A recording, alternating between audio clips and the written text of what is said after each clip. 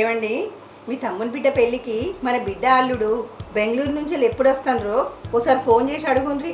బెంగళూరు నుంచి రావాలంటే మస్తు టైం పట్టేటట్టున్నది. మా తమ్ముడేమో పెళ్ళికి వాళ్ళని ఒకరోజు ముందే రమ్మన్నాడు.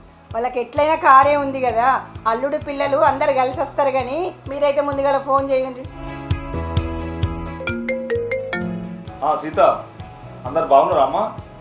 నాన్న, మేమందరం బాగున్నాం. మీరందరూ బాగున్నారా? అందరం బాగున్నాం. మీరు పెళ్ళికి ఎప్పుడు వస్తారు బిడ్డ? మా ఆయనకు సెలవు దొరకలేదు నాన్న. రేపు నేను పిల్లలు ఆర్టీసీ బస్కి వస్తున్నాం. మాకు టికెట్ రిజర్వేషన్ కూడా చేయించారు మీ అల్లుడు. రాత్రి ఎక్కితే తెల్లారేపాటికి అక్కడ ఉంటాం. గంట దూరం నుంచి రాత్రి బస్సులు వచ్చుడేంది బిడ్డ, నాకెందుకో భయం అవుతుంది. భయపడాల్సిన పనేం లేదమ్మా. మేము తెలంగాణ ఆర్టీసీ గరుడా బస్సులో వస్తున్నాం. రాత్రి వస్తా అంటాను, డ్రైవర్లేమో మస్తు తాగుంటారు. నువ్వు ఒక్కదానివిగా పిల్లగాళ్ళం పట్టుకొని వచ్చుడు నాకైతే మంచిగా అనిపించలేదు బిడ్డ. ఇది చాలా సురక్షితమైంది. తాగి డ్రైవింగ్ అనే ప్రసక్తే ఉండదు. వాళ్ళు డ్యూటీ ఎక్కే ముందు అధికారులు మిషన్ల ద్వారా వాళ్ళు మద్యం తాగారా లేదా అనేది నిర్ధారించుకుంటారు. డ్రైవర్లకు షిఫ్ట్ వైజ్ డ్యూటీ ఉంటుంది.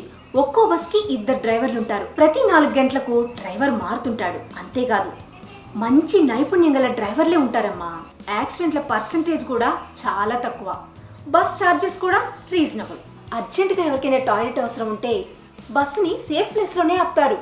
అంతేకాదు, బస్ కదిలే ముందు ప్రయాణికులు అందరూ ఎక్కారో లేదో లెక్కించుకున్నాకే బస్ కదులుతుంది. పెళ్ళికి ఫ్రిడ్జ్ కట్నం పెడతా అన్నావు కదా, మరి గది ఎట్లా చేస్తావు? ఆర్టీసీ కార్గో సర్వీస్ కూడా ఉంది. మనం పంపించిన వస్తువులని అనుకున్న టైంకి భద్రంగా చేరవేస్తారు. ఓహో, అందుకేనా పెళ్ళికి మీ బాబాయ్ ఆర్టీసీ బస్సును పెట్టిండు? ఆర్టీసీ బస్సుని శుభకార్యాలకి బుక్ చేసుకుంటే బస్సు మన ఇంటికే వచ్చేస్తుంది. నేను వచ్చేది ఆర్టీసీ బస్సులో అమ్మా. నేను క్షేమంగానే వస్తాను.